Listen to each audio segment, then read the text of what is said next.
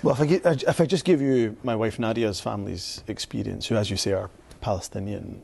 Nadia's gran, who's still alive, aged 95. We're seeing photographs. She was, that's her mum and dad, but her gran, who's 95, was told in 1948 that they should leave their home in what is now Israel, but was, of course, their home in Palestine, that they should leave for just 2 weeks and then they'd be allowed to return. It'll be okay. It'll calm down, tensions will simmer down, and then you can come back in 2 weeks.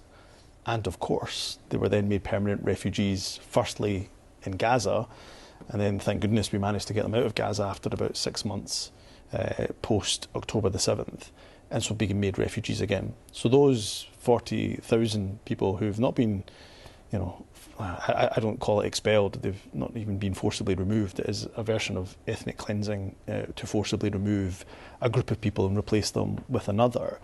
Then I don't think anybody thinks, knowing the history, knowing the hardliners that are in the Israeli government at the moment, that this is anything other than Nakba 2, the great catastrophe, removing people from their land, and part of a grand plan that Netanyahu believes in, which is a one-state solution, and that one state being Israel, whereas the rest of us, of course, many of us who are reasonably minded, believe in a two-state solution. So you believe that Israel is systematically working to clear the area of Palestinians through intimidation, through force, which is the definition of ethnic cleansing. Because as you know, Israel reject that, the IDF reject that. They say they are. I don't think you're terrorists. No, I don't think you're right. I don't think Israel rejects it. If I listen to the commentary of Ben Gvir, who was in government until a few weeks ago, who is in government, Netanyahu, they openly talk about, they don't even call it the West Bank, of course, they call it Judea and Samaria, they call it their land, they talk about the prophecy.